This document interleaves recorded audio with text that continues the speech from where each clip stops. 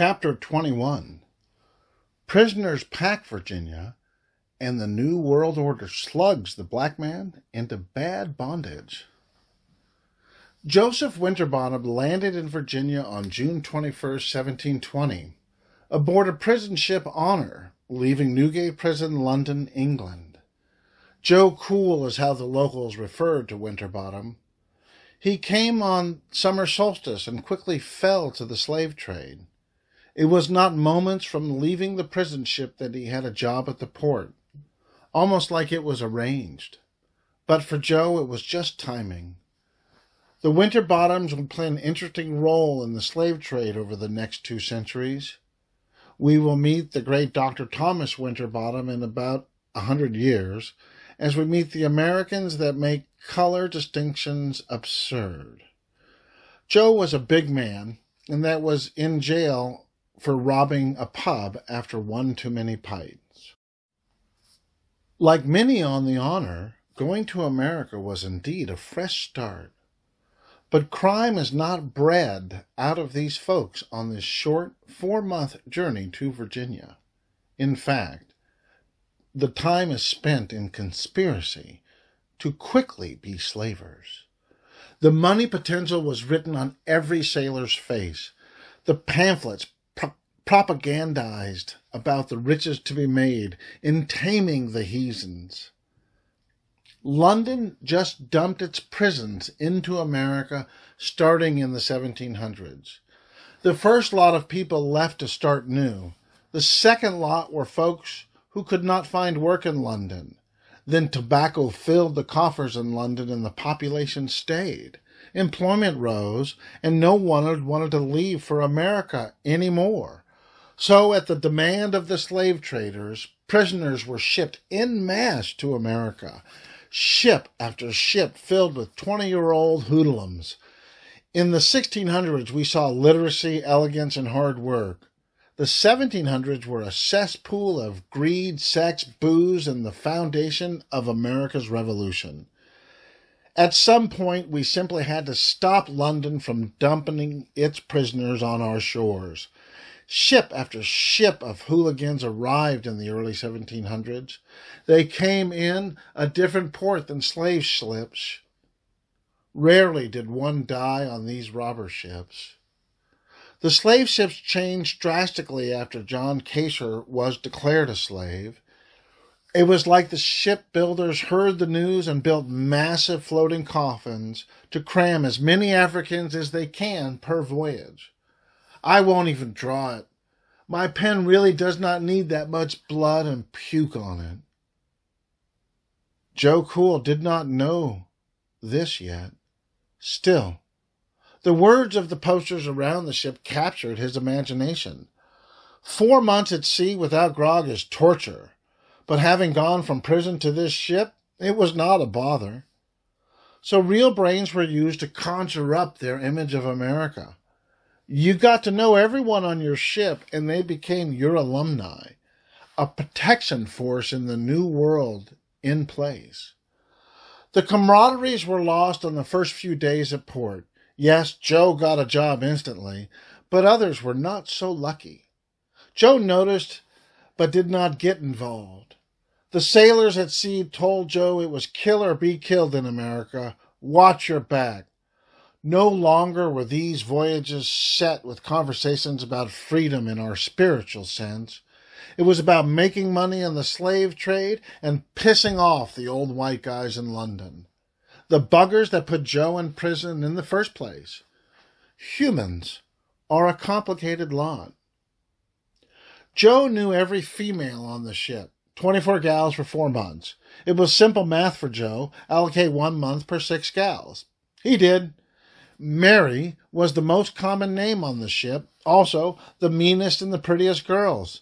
Shoot, we had Mary North that always made Joe stand at attention. Mary Selby might as well have been a witch in Joe's mind. Mary was the most common name among all the prisoner ships of the 1700s. I'll ponder this while I think about who was that popular in the 1680s or so to make English go merry. And how do so many Marys go bad? Joe did not care. He circled Mary north and gave up his chase of all others. It was yin and yang across the ship with these two. Mary was in for shivin' a customer. Joe knew her beauty belies strength. Mary loved black and was the blonde. Joe traded his way to more colorful clothes along the journey, each day moving up as his antics did entertain on this long journey. James Holiday and Joe Cool became brothers on this journey. James knew from the inside, but just barely. Soon, though, Jim and Joe would be thick as thieves. Jim, with an equal penchant for fine things, got them by cards. The parties of the 1600s were no more when a ship landed in Virginia. That practice went away when the slaver ships changed and arrived at port with 20% dead in the cargo hold. The port of Jamestown was ranted by the 1720 honor voyage that brought Joe Cool to Virginia. The honor landed at York, Virginia instead, still a respectable port. But more and more downtown as boatloads of criminals arrive. The goal of all at this time was to live and work in Williamsburg. The history of Jamestown burned with its courthouse in 1698 and was abandoned by management. Still, Jamestown received slaves, and that is where Joe Cool's first job sent him. Mary North joined him and was also to be employed in the slave trade. Of course, Jim Holiday came too, but he realized that slaving was not for him and he left. Joe and Mary thrived. She, in particular, liked the smell of death. Mary's job was to verify the dead in the cargo hold, and Joe's team would dispose. She would have been considered the angel of death, but these were ghosts already. The faster a ship was turned around, the sooner Joe and Mary would get paid and be able to party. The single-minded nature of this couple made them the most productive at this trade. Joe got tired of digging graves for slaves. Instead, he'd put them on a barge and float them for sinking.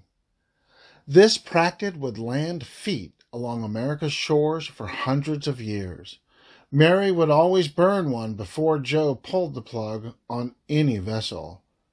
Was she Typhoid Mary or just America? Over 600,000 slaves were imported to America on these slave ships. The majority occurred during the 1700s and the life of Joe and Mary. Our country would not outlaw the international trade of slaves until the Slave Trade Act of 1794. Of course, ships of illegal slaves still arrived in America, but the official landing locations like Jamestown were all but shut down. Our 1776 revolution has been taught to us as stopping the tyrant of England from oppressing the colonies. Bullshit. The colonists were tired of England sending ship after ship of prisoners to America.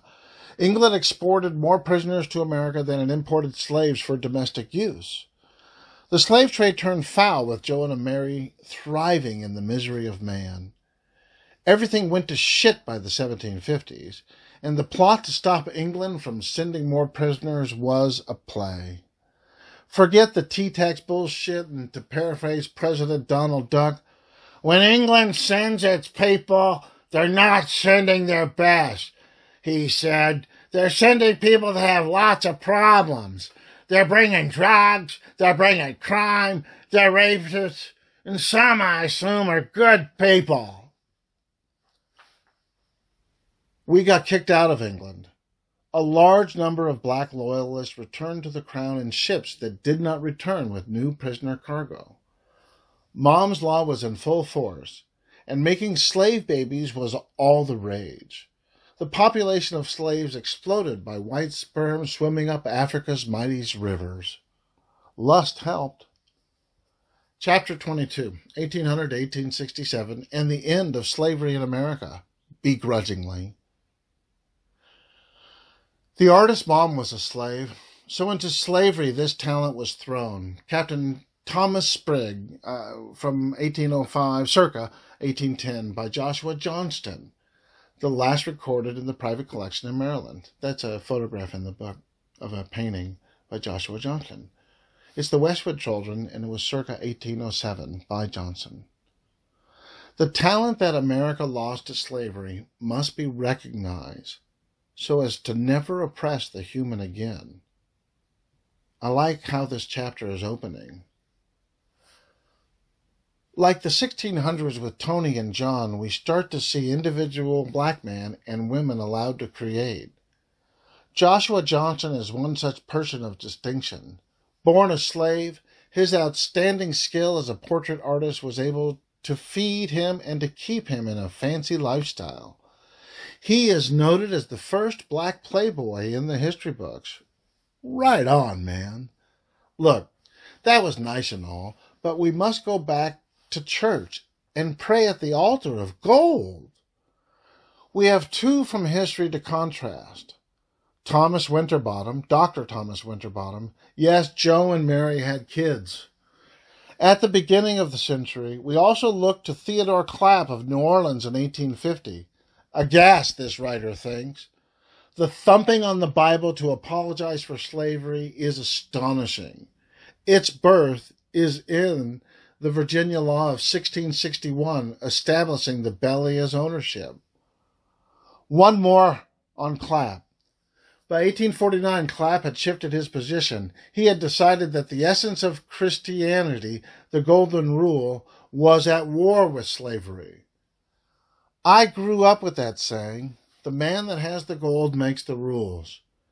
It was understood to respect my dad, but its use in history is not just suspect, but it seems void of ethics.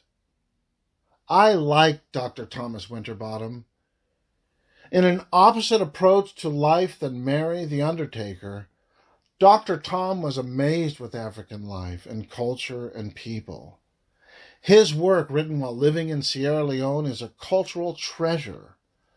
Besides Dr. Tom's description of tribes and their behaviors, he introduces us to the colorful clothes and how the locals created such items, so vibrant with blues and yellows to elegantly compare to any European item. Africa was full of colors, talented people who worked nature. Nothing in Dr. Tom's description shows any hatred towards anyone of color. He actively expressed dismay at racism and white supremacy. He did this with a calm pen and the stories that show the calligraphy of life. An account of native Africans in the neighborhood of Sierra Leone, in which added an account of the present state of medicine among them by Thomas Winterbottom, medical doctor, in 1803. Get it today. His use of words to describe color and the process of making color is magical. Before the Civil War, Clapp's church was used as the continued bully pulpit it had been since 1452. Any non-Christian was a slave, beneath us believing whites. By the way, Christian does not deserve to be capitalized. It should be thrown to the dustbins of history for its 555-year reign of hate. That Pope of 1852 sucks, and this Clapp of 1850 sucks even more.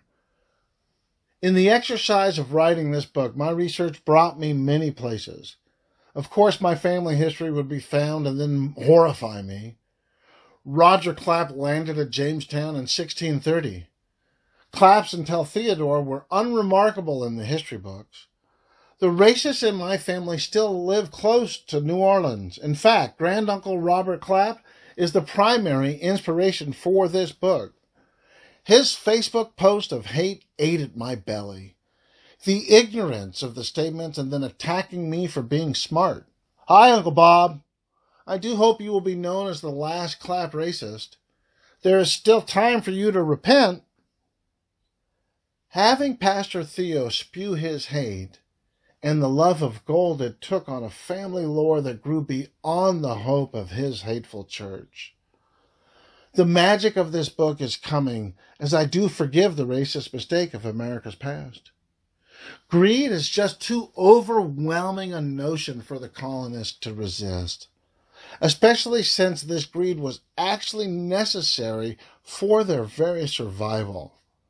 I call on my family to recognize that the slights of racism have been on display in our family as casual gang signs and slogans. I stand tall and tell these stories for my understanding of the use of hate to propel greed for a few. Greed at the expense of fellow man. You should take time to read more. It's in the archive.org. Just search for Theodore Clapp. From being convicted of heresy and being a big lover in justifying slavery, this man was all over the map. The 400 pages of self-adulation is interwoven with skill of tending to the sick. New Orleans, during his time, was hit by plague after plague. I wonder if deplorable slave treatment led to plague outbreaks. Sanitation matters. Still, the descriptions of Europe and landing in London with many letters of recommendation bring home this time. It was who you knew. I will continue to read this text and do my best with love to find inflection points where Clapp's life mission and methods changed. The purpose of this book is to find false arguments supporting white supremacy and counter their arguments. It is a passion of art and words that I study to express this historical fiction. I looked to Dr. Thomas Winterbottom as hope for mankind. The overwhelming evidence of racial animus robbing culture of light is expressed. The Revolutionary War was about stopping English scum from populating our shores. The next Enlightenment came with abolitionists and Abraham Lincoln. Freedom of man came to be expressed in the 1800s. It then led from revolution to civil war. Chapter 22, Lincoln and the Civil War, Part 2. Only 2 votes more than needed to pass the 13th Amendment to the U.S. Constitution to abolish slavery. Only 2 votes. The problem with this seminal point in history is it could have gone the other way. For those impacted by Trump's racism, it seems the North lost. God again was used by the slavers to justify slavery. God ordained that white man is best, yada, yada, yada, yada. Heathens are those that use God's words for material gain. Is that you? Do you go to church just so you could meet more customers? Are you in church to get laid? Are you in church to get saved? Saved? These assholes are your savior? Wow. You really have to look at your religion. Please don't gloss over the heathen part or love of slavery in your defense of a defenseless God. Pissed off, you fucking racist? Oh, good. You did not win the Civil War, and white power is an idiot stick. Back then, the Republican Party is the one to abolish slavery. What the fuck happened? Absolute power corrupts absolutely. If you are Republican now, you are a racist. It is nothing personal. Your boss man, Trump, is a racist. It is clear that this is true. Trump is a racist. If you take the dunce cap off, then you devote all your energy to get them to vote because of white power. You indeed suck. Put that dunce cap back on. Boy, that felt good. Okay, now back to our story. Don't worry, only non-racists continue reading after that page. It is unlikely they could make it past Tony and John. Tony and John, the great black men that led America out of the wilderness. Texas was last to get word of the 13th Amendment. What a crock of shit. With the beep, beep, beep of Morse code, news was real time. Texas took its time because profit became before any law, federal, state, or gods. Two of the propagandists of this book live in Texas now. Bob and Gayla are a peach of a couple, spouting hate and then claiming harm when it is pointed out that they are racist. We are talking extreme thin skin here. Texas sucks. Go fuck yourself. I know the next eclipse is April 8th, 2024. And Dallas will get 4 minutes of totality. No, I won't spend any money in Texas. It will make it dark in Dallas during the day. The work of the devil, I tell ya. Hey, you dunce. Look up, dumbass. Texas apparently never received the news of the 13th Amendment. Instead, that hate of others is loud and proud, hating everything non-white, and by God, do not be gay in Texas. My father is a Trump supporter. My sister-in-law is a rabid about it. No longer do I eat with Republicans. I know racism. I have felt it, lived it, and as a white elitist, my experience is light. But my care for love is too strong to eat with simple-minded haters. The idea that color of skin has anything to do with the human is baseless. Such is the social media civil war starting in 2018. The godless church team will continue the white supremacy crap. They will continue to point to passages in their Bible that fit their worldview of white is right. I will fight hard and fast against the racist rise in America. I will continue to give the new scarlet letter R to Republicans. You've earned it. You should be proud. Wear that R proudly. Lincoln grabbed the moment. He played an aggressive game of politics and won. He then was killed for it. The hate of the white supremacist easily erases God's commandments. The South lost, surrendered in full. 4 million black slaves were instantly set free. Yes, the transition was and still is violent. Mom's law is so powerful that when moms are the propaganda machine, babies have no chance. The image of the racist as a white male is wrong. The evil racist mom is the support mechanism that continues to allow hate to grow. No, I won't write the history of the KKK. I do not need to spend my time in hell. If you are still a Republican in 2018, you are a racist. You must quit that party now. You must repent. Be a hero, not a zero.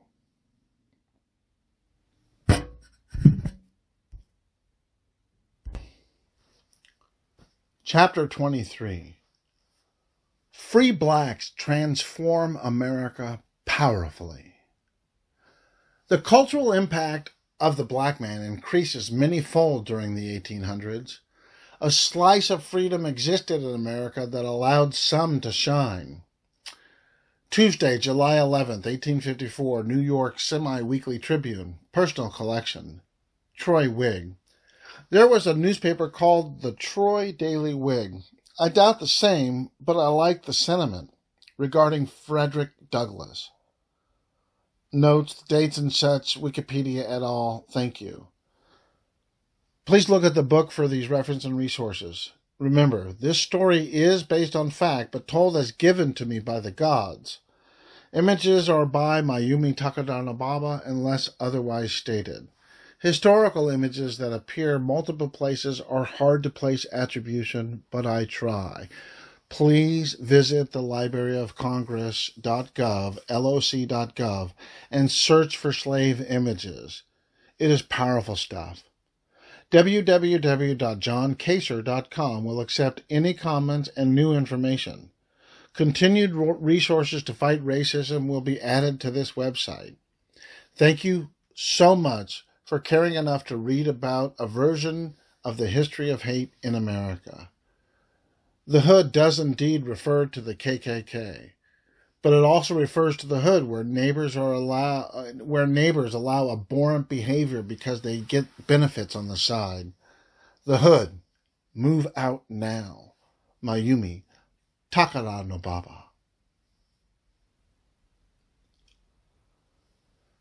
The deposition of Captain Samuel Goldsmith, taken in open court, 8th of March, 1655, saith, that being at the house of Anthony Johnson, Negro, about the beginning of November last to receive a hogshead of tobacco, a Negro called John Casor came to this deponent, and told him that he came into Virginia for 7 or 8 years per indenture, and that he had demanded his freedom of his master Anthony Johnson, and further said that Johnson had kept him his servant 7 years longer than he ought, and desired that his deponent would see that he might have no wrong, whereupon your deponent demanded of Anthony Johnson his indenture. He answered, he never saw any. The said Negro John Casor replied, he came for a certain time and had an indenture Anthony Johnson, said he never did see any, but that he had him for his life.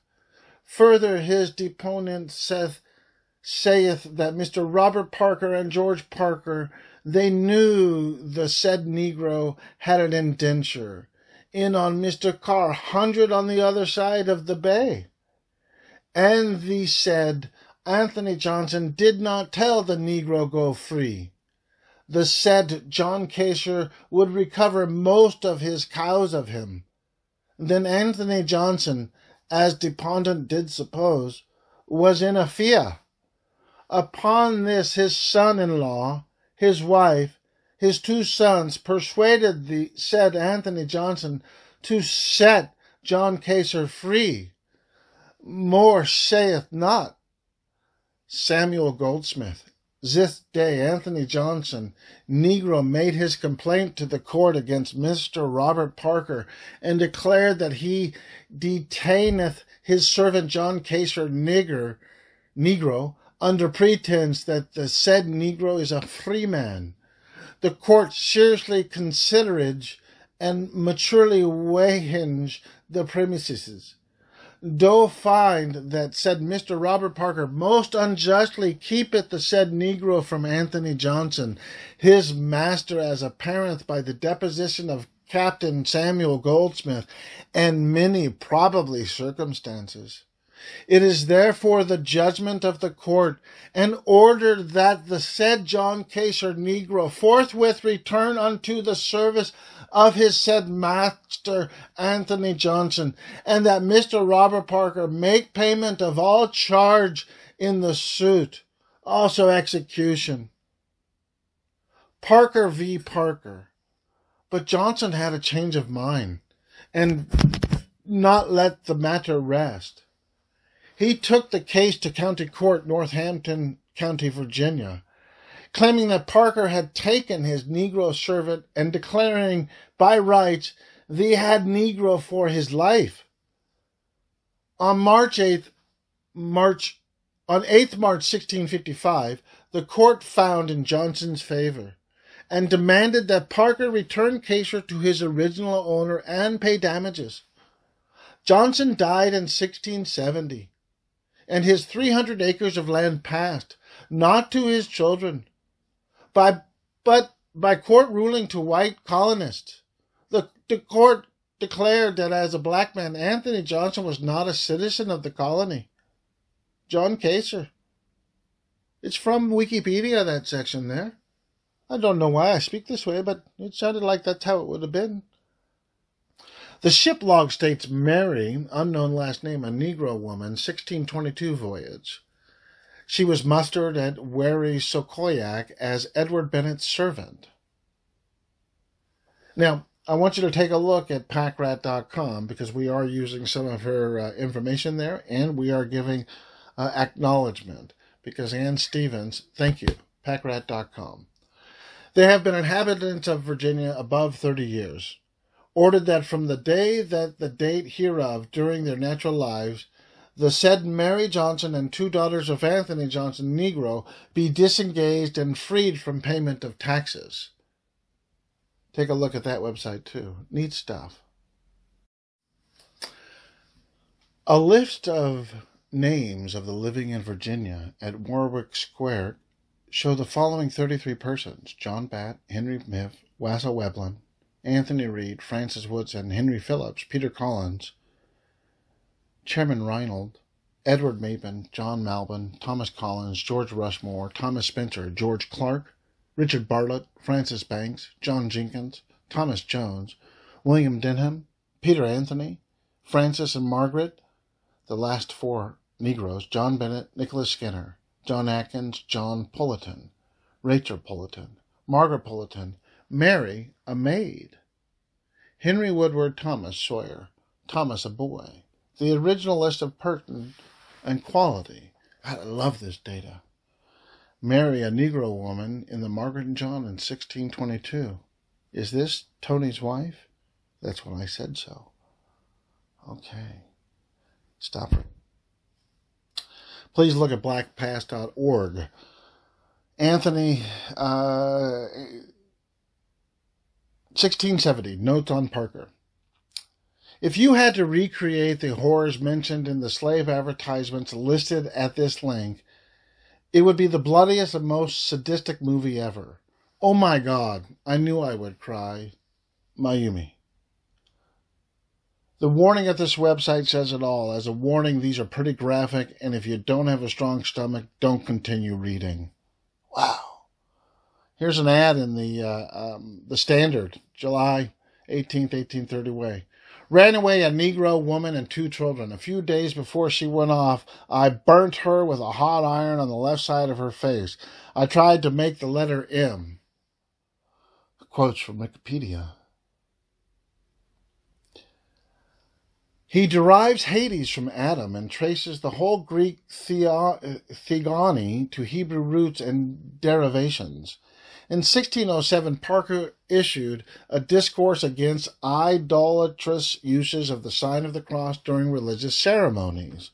From the court documents directly that Mr. Robert Parker and George Parker, that they knew the said Negro had an indenture in a K-100 on the other side of the bay, and the said Anthony Johnson did not tell the Negro go free. This day Anthony Johnson, Negro, made his complaint to the court against Mr. Robert Parker and declared that he detaineth his servant John Casor, Negro, under pretense that the said Negro is a free man. The court seriously considereth and maturely weighing the premises, do find that the said Robert Parker most unjustly keepeth said Negro from Anthony Johnson, his master, and appeareth by deposition of Captain Samuel Goldsmith, probably circumstances. It is therefore the judgment of the court and order that said John Casor, Negro, forthwith return unto the services of said master Anthony Johnson. I know it's a repeat, but we should say this stuff again. Holy crap, Batman, I found this link in Wikipedia. It's a story link that may or may not be true, but Robert and George Parker come from Holland and carry the ministry of their grandfather, Robert Parker. Please see johncasor.com for links. The images are public domain. If I make a mistake, email mayumi@rapungigirl.com. This project is just starting. John Casor's history will be dug further. We will find more about Anthony Johnson and Angola. Folks, what I found in writing this book is the basis for racism and how to defeat it. It is nothing personal when I say Republican equals racist. Let's say we have a bus, a Republican bus. You have a seat on that bus. The driver is known racist Trump, and in the back of the bus is Miller, Bannon, and Priebus. The bus is full of Republican onlys. 80% fully support the driver, 20% don't like Trump, but ride the bus anyway for some other prize.